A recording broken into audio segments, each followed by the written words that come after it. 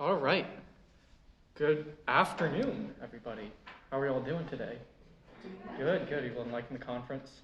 Yes. Yeah, so are we all yearbook, photography, just newspaper students and instructors? We're just kind of a mix of all. Good, because I am very excited to be here. I'm glad y'all are here. My name's Anthony Mazur. I'm a photographer. I've shot for Sports Illustrated. I've covered numerous NCAA championships and international Olympic sports across the country. And I'm really glad to be here because a long time ago, I was sitting in your seat right now. I was a student at one of these conferences my yearbook class would take me, and it would launch me into a world I would have no idea I would ever end up in. And so I'm really glad to be here and be speaking because I'm sure, like y'all, I was very passionate about photography. Never picked up a camera until high school. I just decided one day, okay, I'll try the yearbook class. That sounds interesting. And never touched a camera before, and I fell in love with it. So today we'll be learning about what your intellectual property rights are as a student. And online or just around, you might hear different things about, do you own your pictures? What can you do with your pictures as a student photographer? And there's a lot of myths out there about it. And so we're going to dive in and learn exactly every argument there is to be made and all that. So let's get started. So there was, in 2012, someone named Andy Duan. He was a staff photographer at the University of Colorado Boulder. And there was a very famous picture, if maybe you've seen it, of like a bear falling on a trampoline. Maybe you haven't seen it, it was a while back.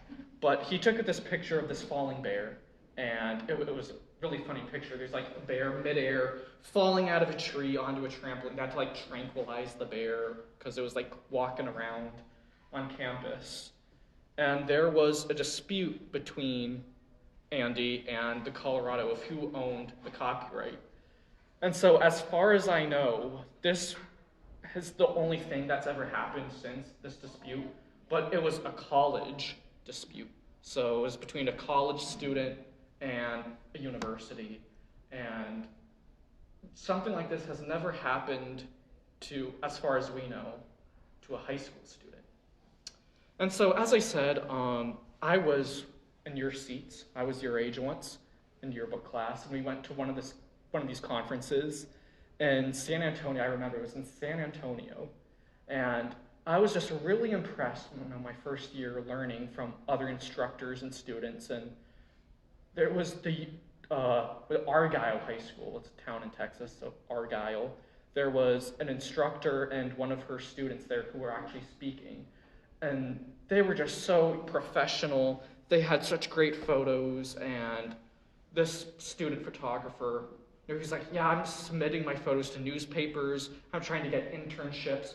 He's trying to market himself and all. And I just thought, well, that's really great. They have this whole process of how he's selling photos, and he's going to make it big one day. Hey, welcome. I want to be like them. They inspire me. I want to be like that photographer. I want to be like that journalism teacher. And so I went back to school, took everything I learned from that conference, and I was improving my photography. I was going to all the sports games and all, taking pictures, and I thought, I'm going to start selling my photos to parents. Like, I have these nice pictures of, Johnny catching the touchdown pass or, hitting a home run, all these sports photos that I love. I'll post them online, say, parents, I'll give you this awesome photo of your kid for $5. Just a little side money cash, and I was doing that, and parents loved me, the students loved me, and I was doing great.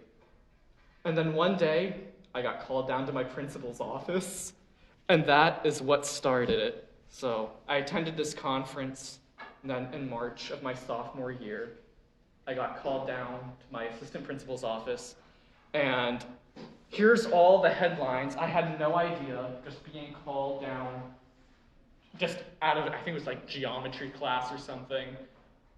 I didn't no idea what it was going to turn into. So I did kind of have a feeling this was going to happen. My yearbook teacher did make a comment like, hey, a parent contacted me, like, are you posting your photos online or something? I was like, yeah, I'm doing this. And she was like, I mean, I'm okay with it as long as the principals are okay with it. She didn't have a problem with it. And so I kind of had a feeling in the back of my mind that something was going to happen. I just didn't know what. So being me, I was like, I'm going to print out Title 17. That is the U.S. federal copyright law, Title 17 of the U.S. Federal Code. And I'm going to put it in my backpack because that says I own my pictures and I can do this. So like, I'll be prepared if someone asks me what's going on, why am I doing this? I'll just have that in my backpack just in case. So, what is copyright law? What is Title 17?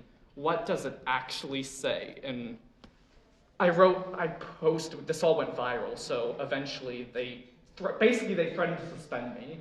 And so I walk into my principal's office, and he has my website where I posted all my pictures up on his screen.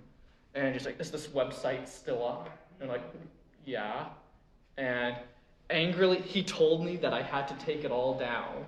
He said that I didn't own my pictures and that what I was doing was illegal.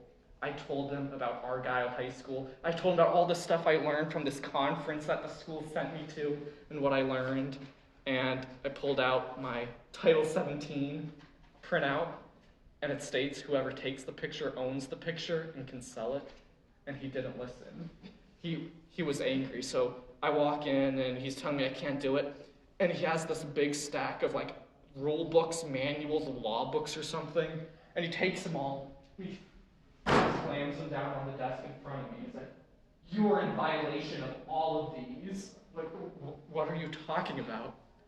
And he gave what I took as a little underhanded threat to report me to the IRS. So he was like, we're just asking you to take down the photos. I won't report you to the IRS. Because I guess he assumed I wasn't reporting my $5 that I made selling a picture on my taxes. And he said, yeah, he won't report me to the IRS, but if I don't comply, he may have to give me in-school suspension and ban me from going to all the high school sporting games. And I was the yearbook sports photographer. So that was kind of strange. So I pulled out, a copy of Title 17. And so what does Title 17, subsection 201 say about the ownership of photos? Copyright in a work protected under this title vests initially in the author or authors of the work. So in layman's terms, if you're the author, if you take the picture, you own the photo. If your finger is the one that presses the shutter button, you made the photo, that is yours. And if you own the picture, you get exclusive rights to the picture, which include the right to distribute copies to the public by sale, for rent. You can sell the photo, you can post the photo online. You own that photo. So just starting out, yeah, you own the photo. There are some exceptions we're going to get into, but just for simple English terms and simplicity's sake, you own the photo. So again, exceptions, work for hires, employees, contracts, and all. So I am a photographer. I work for actually a church in Utah, and I make all their design, bulletins, media, and all. I'm their employee, so if I take a picture, like on work hours, that's their photo. They own it because they're paying me to do it. But if you're a student, you're not employed, you own the photo. You snap the shutter, you own the photo. Things like that. Okay. So in the case of a work made for hire, the employer or other person whom for the work was prepared is considered the author, and thus the owner, and they have the copyright. So I was like, principal, I took the picture, I own the photo. What's the problem? I can do this. This is legal for me. And so he didn't really listen. So you'll see they kind of changed their arguments a lot. So I seem to be winning on the copyright angle. And also that applies even if it's a school camera. It doesn't matter who owns the camera. If you take someone's camera and presses the shutter, it's yours. That doesn't matter who owns the camera. It's whether or not you're employed or you're just a student. So eventually we called down my parents because he wanted me to sign this thing that would give up my rights and all or something. I was like, no, I think we should talk to my parents. So we get them down there. And this is the final document that he gives us. And basically it says, well, okay, he's losing on copyright stance. So, well, we gave you special access to get onto the high school football field. And we have this prior expectation that you wouldn't post photos, that they would be only for the yearbook. No one ever told me that I could only post my photos for the yearbook. So he's trying to say there's this expectation that was never communicated to me. And so he's like, yeah, we're doing all this stuff for you, we gave you access, and there's this expectation you wouldn't post your photos online. And so we're telling you this is his order to take off all my photos offline from my website, and if I didn't, I might not be able to get a press pass, I might get suspended, and I have to agree. So we have to sign, okay, we acknowledge we received this is what you're telling us. And then I'm not allowed to post pictures of Flower Mound High School students. So now we get into all the red tape. So there is an appeals process. So whenever, I guess, a principal or teacher does something you don't like, you have to write a formal complaint, and you can appeal this document, and you have to provide all your, your evidence and all. And so I'm being told I'm breaking all these school rules, and I could be punished, so what do we do? Here is Louisville ISD's, their own document on their intellectual property policy. A student shall retain all rights to work created as part of instruction or using district resources. So we submitted that as part of our level 1 grievance to appeal this principal's decision. So we have U.S. federal copyright law on my side. We have the explicit document from the school district, their own rules. And so we submit this as part of our argument to appeal. And oh, you're wrong, you can't do this. So what happens next? Well, the appeal goes to the head principal. So now we're going to deal with the head principal. And now we're going to talk a bit about FERPA and privacy. Who here has heard of FERPA? Yeah, the Federal Education Rights and Privacy Act, Educational Records Privacy Act. So basically, hopefully, you got to talk on this, when you first started, yearbook or doing publications. But in a nutshell, there's this federal law that says schools cannot share students' educational records. So, it's to protect their privacy, their private records, their grades, things of that sort. And yeah, schools can't share that. So if you ever, get really pounded and you're like, oh, before we publish this person in the yearbook, make sure they're not on this list of people who have opted out, who don't want to be published, they don't want records about them, all that stuff. And the problem is, a lot of schools just say FERPA, and they try and overgeneralize what it actually covers and what you can and can't do. And they don't want to talk about things and be like, oh, because of FERPA, we can't talk about this. And that's not exactly the case. So this is the head principal's response to our level 2 appeal. I have determined that the student's act of posting and selling the photographs at issue violated FERPA. A school district may not disclose a record regarding another student. And so wait, what about my copyright and all? We just saw this. These are my copyrights. I can post these. We all agree these are legal, right? And so I wasn't actually in this meeting. This is one of the ones where just my parents were at this meeting, but they came back and they told me. The principal said that they showed her this. And again, I'm not kidding you. She said, well, because this paragraph is on top of this paragraph, that one actually takes precedent. This one is just invalid. All copyrights, trademarks, and other IP rights shall remain with the. That's talking about the school district's own property rights. Like you can't make that up. Because, like, if the second paragraph didn't matter, why would they just? Why even have it? So, again, they were losing on the copyright stance, obviously. So they had to transition to privacy, and they're like, well, you're posting pictures of students who are playing a sport in a public arena open to the public that you're selling tickets to. And the Dallas Morning News also happens to be, I guess they don't violate privacy, but yeah, so apparently they're saying because I'm a student and taking pictures as part of the yearbook class, these photos are educational records of the students. These are equivalent to students' grades, and I'm not allowed to post them. So their height, their weight is in the program too, so. yeah. Yeah, so what do I do now? I guess they have me beat. Well, are the photographs actually educational records? And is it even possible for a student to violate FERPA?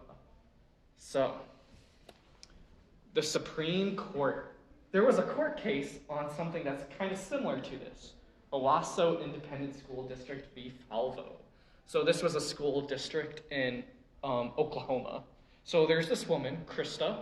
She has 3 students enrolled in schools in Owasso ISD. Have you all done peer grading? Have your teachers ever said, all right, pass your quiz to the right, and it's just a quicker way to grade, multiple choice quizzes and stuff like that. And so they were doing that, and she sued because she said, this violates FERPA. I don't want my students or my kids to have to, pass their quiz to the right and then someone else grade them and know their grade. Doesn't that violate their privacy rights and all? And so she sued, and then federal district court, the district won. And so she appealed it, and the appellate court sided with her. So right now they're saying this is illegal, you can't do peer grading. So they appeal it all the way to the Supreme Court, and now the Supreme Court must decide, does this violate FERPA? And so here is their decision.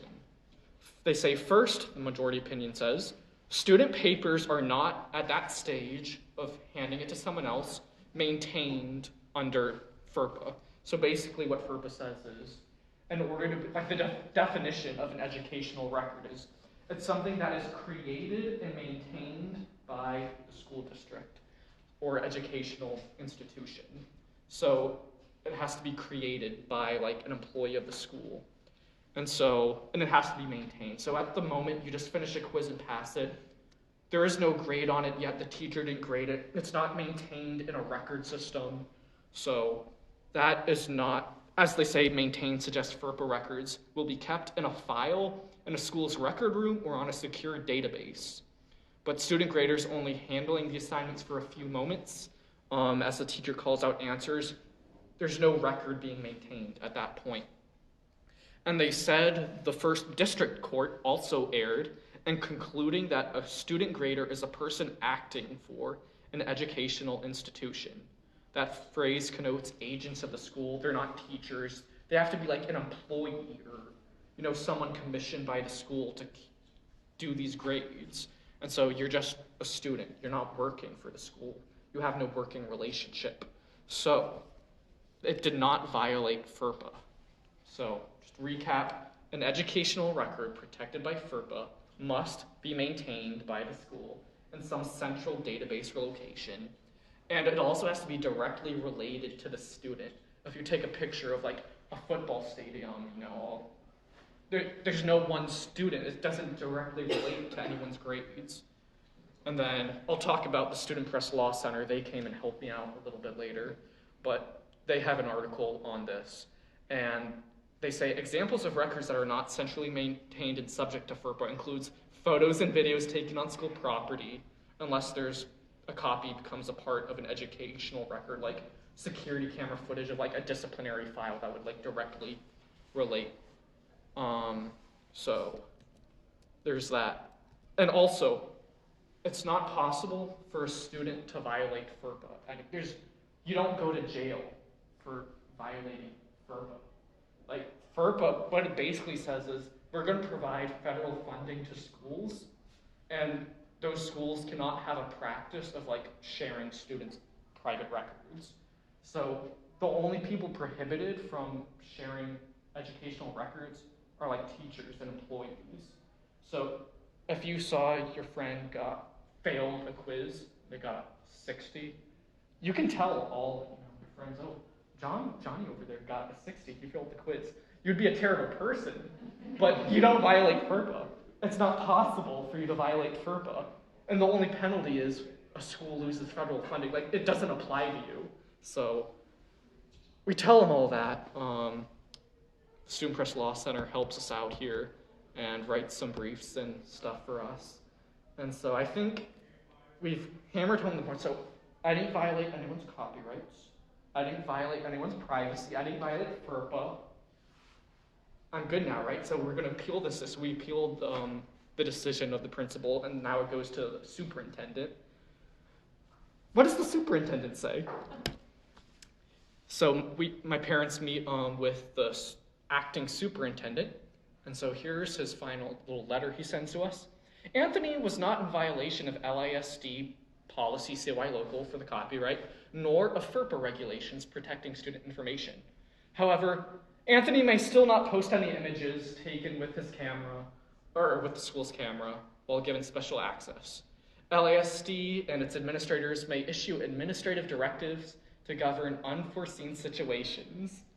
So basically, you weren't in violation of FERPA, you weren't in violation of any school rules, but we're just going to make up a new rule right now that says you can't do it, because whoever thought you would do something like this? High school photographers posting photos they're proud of online. Who would do such a thing? So we have to appeal again to the school board. And it was at this point, like, we were going through this whole process and all, and I posted my story online, and I was saying that one day in geometry class, I get a text that an NBC reporter's outside my house, like, hey, we saw your post online, we want to interview you. And so I was in school, and this started blowing up. I started the hashtag IAmAnthony. So if you ever heard of that a few years ago, that was this. And so yeah, all the photography websites, news websites, they were picking this up. And so this is really when, Student Press Law Center really got involved and people started hearing about this. And so we have to do our last appeal to the entire school board. So what else could they talk about? So what's actually funny is they were very strict in the appeals process. They said, you have to put in all your evidence, all your documents, all your arguments. You have to put in to your filing, and you can't change it. You can't add anything else. So in the very beginning of this whole process, any document or law or policy I submitted in favor of my argument, I couldn't add to it. The same restriction didn't apply to them, of course. Why would that? So after this, we appeal. We're going to meet with the school board. They send us another letter saying, we're adding a new argument to, we're notifying you. We have something else we're going to tell you about that you might be in violation of. And that could be the acceptable use policy. So it's probably all different. They probably call it different things in your school district, but there's probably some in the fine print. There's some general policy about how you can use school equipment. And so they say, I am in violation of this. And here's their letter. This isn't to inform you that new material pertinent to your grievance will be presented to the board. And so they tell me, okay, we're going to say you're violating this acceptable use policy. Now I've got to look into the handbooks, and I'm like, oh, what is this policy? What is this fine print? So we'll see what that is. And so here is the acceptable use policy from Louisville ISD. The electronic communication system is defined as any technology designated for use by students. So I guess that would include cameras and all. And inappropriate use to do with school cameras would include electronically posting data about others without the permission of all parties. And so they present us with this. but there is a major problem with their argument right up here. So I can't use a camera to post data about others without their permission. The camera doesn't post information to the internet. Right? I would take home my photos, maybe I would edit them or whatever, they're on my computer, and then on my own time at home, from my own computer, I would post photos. The actual, I'm not even using the camera in the way that's inappropriate. I'm just using the camera as intended. And I just happen to have the photos, which I have the right to post, which I think most people should be in agreement with. And so that doesn't really work. And so what is their decision? The result is they came out, it was a closed door meeting, so we come out and then I see all the board members, they come out, and they're behind their desk to issue their decision. And they say the special access for profit prior expectation thing, they kind of just skirted around that. They said there's no copyright violation, there's no FERPA violation, there's no AUP, acceptable use policy violation.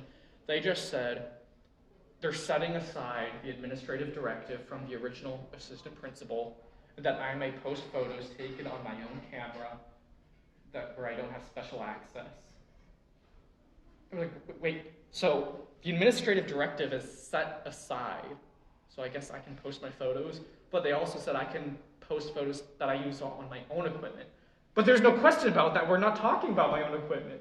So we just took it as, okay, I guess if you're setting aside the order that says I can't post pictures, I'll start posting pictures. And so I started doing that. All my pictures were back. And life was good. What could possibly happen next? Well, there's always a new school year, and now we're going to go back to Title 17 and work for hire. So I'm posting all my pictures. The school district just got humiliated on national television and all the news stations and all the websites, all the photography gurus and influencers out there were like, "You're stupid. What could possibly happen next? This argument's over. I won. I'm sorry that I don't know why you just didn't agree with me in the first place. The policies were clear. You didn't have to throw a temper tantrum to get your way." So I thought it was all over. Well, over the summer, I come back to school. I'm now promoted to the yearbook photo editor this year because I guess I was doing good photos. And go into class, and the instructor hands out a piece of paper. They try and say, "We have a work for hire contract for you to sign. All students in the district must sign it." And so I knew a couple other people at different schools and I was hearing reports that they were forcing middle school students to sign employee work for hire contracts so they could get the rights to my photos. And so here is their little document, their little contract that they're going to force every student in the district to sign if they're part of a yearbook class or photo class. Any images shall belong solely to the district. It's for the sole purpose of classwork and school publications. It is the intent of the district that such images shall be considered works made for hire, and the student and parent release any claim of ownership to images taken. There's also, I think, in that third paragraph in the fine print, it also says you can't take, if you're proud of a picture, you can't copy that to your own computer. You can't keep the image for your own portfolio. You just can't. You can't do anything with your pictures. It has to stay on the school computer, and you'll never see it ever again. So that's obviously problematic. So yeah, there's their work for hire contract. And so I refused to sign it, and there was one of my other friends, at first he also refused to sign it, but eventually he gave in. I think a lot of students, kind of just wanted to go along to get along and didn't really care. But it just takes one student, They picked on the wrong student. So if it wasn't for me refusing to sign and stand up to this, who knows, like no one would have ever heard about this, and it's kind of all silly. I doubt any students would actually listen to it, but I don't like to be told, if you gotta sign this. I disagree with it. I don't wanna sign it. Just on the principles of it. It's not right. And so that takes us to work for hire. Is that document legal? So back to Title 17, we learned that if you take the picture, you own the photo. Except for works made for hire, that's the only way copyright can be automatically transferred without any paperwork. So if you're an employee or something, as I mentioned, I'm a photographer, and if I take a picture while I'm doing work, it's the employer's. I don't own that photo. And so the question is, if you sign that document, can students be employees? And can a school even make such a demand for you to sign that contract? And so over here on the right, we have these little boxes. Here are all the different relationships under copyright law that you could be. There could just be no relationship at all. You have no relationship with someone. If you take a picture, you own the photo. You could be an independent contractor or an employee. So employees, you would not own the photo because you're working for someone. Independent contractors, it could go either way. It depends on the contract, and there are certain exceptions and stuff, fine print in the law. But for the most part, independent contractors still retain copyright.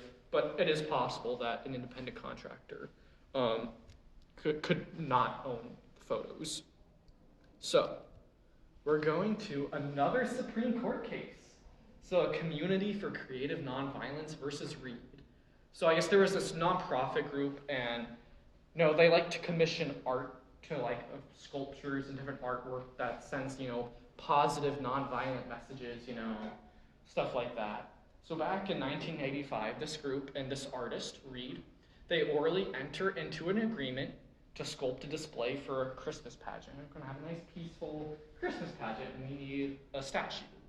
So he's an independent contractor. The nonprofit checked in every once in a while. They gave some specifications that we would like the statue to look like this, maybe do this, some directions, and they paid the agreed price that they entered into. They never discussed explicitly the copyright, but what happens that prompts all this is both parties file contradictory claims of ownership. So the sculptor, Reed, he finishes his work, he's like, I want to copyright this. So he files a claim with the Copyright Office to get his little certificate. But I guess the nonprofit also sends in a claim of ownership to the Copyright Office. So at first, the district court ruled that the nonprofit owns the copyright to the statue, but it's appealed, and eventually the Supreme Court must decide who owns the copyright. And so the majority opinion was unanimous. To determine whether a work is a work made for hire under copyright law, a court should first apply general common law principles to ascertain whether the work was prepared by an employee or an independent contractor or whatever. And they say the work in question does not satisfy the terms of being an employee. And so what they actually end up saying, concluding, is it's possible that both parties are co-owners of the copyright. However, they make explicitly clear Reed was not an employee. And Reed did not sound like or treated like an employee. He, for example, supplied his own sculpting tools. He had the freedom to decide his work hours. It wasn't a 9-to-5 job. He was just an artist who, when he had time, would make the sculpture. And there's also no benefits or payroll taxes. When you get employed, you usually get benefits, and the company takes out stuff for payroll taxes, social security, all that stuff. If you're an employee, that's going to happen. And so here's actually a list of those common law factors that they mentioned of how to determine if someone sounds like they're an employee or not. And so the source of instrumentalities and tools is one. So eventually I got my own camera, and the school didn't pay me for gas mileage to reimburse me when I went out to cover all these games and all. So they didn't reimburse my gas or anything. the duration of the relationship between parties. So usually if you're working for a company for a long time, you enter an agreement and you're salaried or you have work hours and you're working for them, and it's a defined relationship that you willingly became an employee. It's not by accident that, oh, I'm an employee, I never realized that before. No, it's defined, and schools, by law, they have to allow you to attend, and also, I don't know what's up with truancy laws now, what they're changing, but generally you're required to go to school in some way, public school, private school, maybe your home school, but you have to be learning something, right? And so that's not a willing relationship of, okay, I'm going to work for you for this amount of time and all that. It's the law. You go to school, but that's not an employment relationship. Method of payment. So if we go back to our little, this is supposedly a contract, and you have the little signature lines you sign. The problem is, and you learn this on year 1 of law school, actually. What makes a contract legal? You need something called consideration payment. So a lot of times, back in the day, like I've heard stories, people were just doing something small. They need to sign a contract, and they're just going to get paid $1. You need just some amount of money or payment. It's called consideration to make a contract legal. If there's no consideration, it's not a valid contract. So parts of a valid contract, you need to make an offer, an acceptance of the offer, and there needs to be consideration to seal the deal. And that's what makes it enforceable and valid. So if there's no payment, it's not actually a contract, it's illegal. And as we saw, there was no offer of payment in that paper the school district said. And then provision of employee benefits, tax treatments of the hired party. As I said, if you're an employee, they're taking out Social Security, payroll taxes, healthcare benefits, and all that IRS stuff. They didn't give me any form. They're not giving every school. Could you imagine a school district sending a 14-year-old student a W-2 form or a 1099 to fill out for their yearbook class? So these are the common law factors the Supreme Court lists to determine whether or not you're an employee. So does it sound like I'm an employee of the school? Yeah, no. And so the next question, can a school even make you forfeit your right of copyright to use school equipment? As I said, contracts require consideration. So maybe someone's thinking, well, okay, you're getting an education, you're in this class, and they're letting you use all this expensive equipment and all. Otherwise, you would never have access to these cameras and high-tech gear and software. And so, is that consideration enough? Is that enough of a benefit for you? And so, this is where the Student Press Law Center came in. We had an attorney advocate, Adam Goldstein. We're going to see some more quotes and all, and this was his thinking. It was brilliant. Like, is the camera equipment bought with state funds? Because they take money, taxes from my paycheck, my parents' paycheck, goes to the government to fund public school equipment, and so that's funded by taxpayer dollars. And so you're giving me a benefit that I already paid for. Like that, I already have a right to use that equipment. That equipment, that camera, is paid for by the public. And it was paid for by the public explicitly for the use of high school students to take pictures for yearbook class. And so, that's not consideration. It's intended for students. It's already a benefit. It's already something that benefits me. I already have a right to it. And then, can you even require students to give up property to use material that's designated for them? So just because it's intellectual property doesn't mean you can force me to give it up.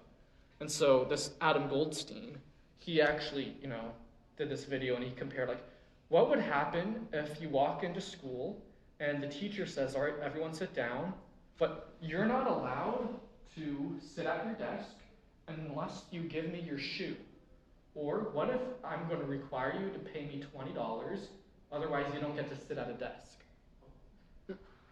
You can't do that. It's a public desk. It's meant for use by students. So you can't force someone to give up, even though it's intellectual, it's still property. You can't force someone to give up their property or their rights to use, school equipment and material designated for them. And so it was this weird thing where I'm the photo editor of the yearbook, but I was told you can't use the cameras, and technically I'm not even supposed to, my instructor told me I'm not even supposed to, I guess they told me not to let you even use the school computers. How do I edit the yearbook if I can't even log on to the computer? So, as I said, students, you're already entitled to the equipment. You have a right to use it. And also, considering it's a yearbook class, if I don't do the assignments I'm told, I'll get a failing grade. So I'm in this situation where don't use the computers, don't use the cameras, but you need to do all this to complete your assignments. Otherwise, you won't get a good grade because you didn't do the assignment. And so a government-funded benefit to a student that you're already entitled to is not consideration. It's illegal. They can't do any of that. And so we sent them, I don't think we sent them another letter, but I just refused to sign, and it dragged on, and they just kind of forgot about me, and I was doing, I got my own camera equipment and all, and I'll talk a bit about more, but I was going off doing my own stuff. I have another class immediately after this if you want to stay. I was going to other high schools' games. I was just doing my best and all. But I want to talk about the importance of resolution. This dragged on, and it was very difficult.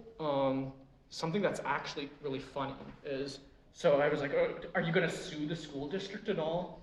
And we tried finding a few lawyers, but it was hard. It turns out, so the Student Press Law Center was trying to connect me, but a lot of law firms actually had to decline the case because of conflict of interest.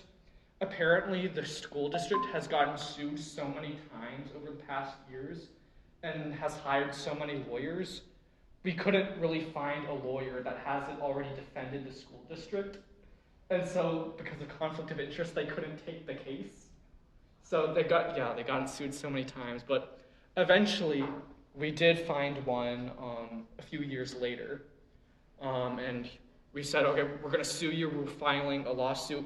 We want to settle this once and for all. All this is illegal. We just apologize or something. And so here's what their lawyer sent back.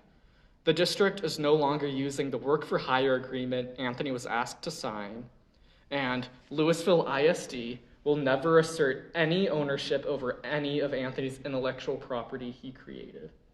So that right there is the resolution. And really those were the two main things that I really wanted. When I left the high school, because this technically happened when I was in college, it dragged on for years. And so the two things I wanted were, I don't want to leave that work for hire agreement in place for other students, because I'm not there anymore. I don't want them to be coerced to signing something that's illegal. It's wrong. And so I wanted that contract gone. And I just wanted an admission from the school district that they're not going to sue me, that this is my intellectual property that I created. And the ironic thing was, while this was all going on, they actually had up in the school library students' artwork that they painted for sale. So I guess they were allowing painters to sell their artwork. But anyways, that's what I wanted. And I think there are a lot of lessons to be learned. And if you're an instructor, why is this so important? Why did I not just roll over, sign the contract, or just, I could have gone through high school without any controversy, without principals trying to suspend me, target me, and all that. But I think this teaches them entrepreneurship. We've got a lot of comments online, like, why would you suspend a student doing this? Like, wouldn't it be more beneficial if you're like, hey, this is really good. Let's also put you in like a business class, or like have a class that teaches kids how to start a business. And also to teach as students and journalists to stand up for what's right and all. I'm afraid also that if people didn't stand up, what's the quality of journalists going to be like in 10 years? If no one wants confrontation, if you're interviewing, maybe you're interviewing a government employee or spokesperson, and there's corruption and there's all this stuff in the government, and they give you some PR statement or something, they just say, well, this is what actually happened.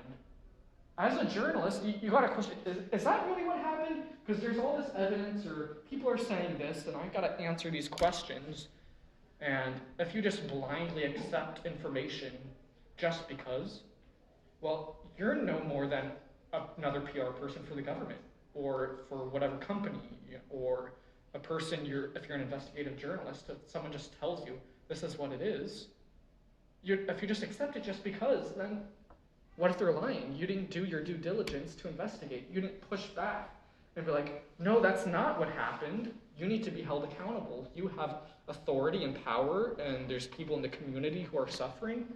You got to fix this. So question and take initiative. It's really important. Yeah, would you even want to live in a society like this? If no one asks questions. So a good journalist questions. He just doesn't take it, what's given to him at face value.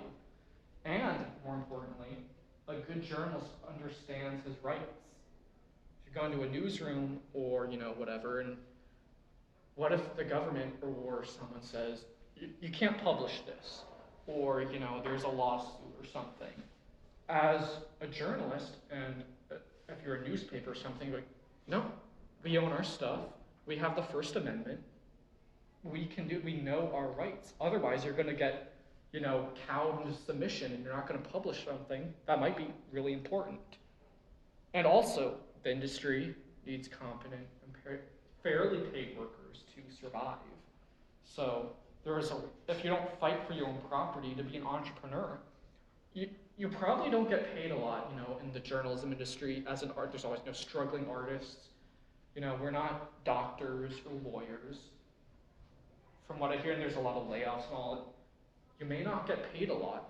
And so you need to understand your rights. You need to understand this is your property. And there's a value in your work. There's a lot of value. People want your work. So I didn't really mention this in the slides, but what I think happened, and what my yearbook teacher, when she contacted me, and I was like, hey, are you selling photos? There was a parent right before that emailed me asking me all my photos for free. They wanted all my photos for a team video or something. And I told her, I'm selling these. And then it all happened. So I guess she didn't want to pay $5 for a photo. But if they wanted that badly, it's obviously valuable, right? So what you do, if you make good work, it has value. And don't let anyone tell you otherwise. Don't, if you have good work, don't let people say, well, can you shoot this for free for me? I mean, you hear this all the time. Oh, we'll give you good exposure. Oh, for your portfolio. Like, if you're literally just starting out and all, and you're trying to learn photography, again, I'll talk about this in my next class after this. Okay, maybe.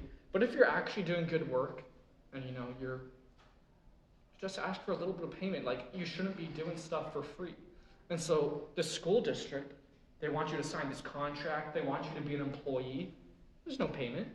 They want you to, go to all these games and stuff. And I guess they expected me to buy all my own camera equipment and all because they wouldn't let me use theirs. So it has value. And don't let them tell you, oh, you should just do it for free. There's an expectation. This is just for school. So again, Student Press Law Center, none of this would have happened without their help. They actually have a model agreement online.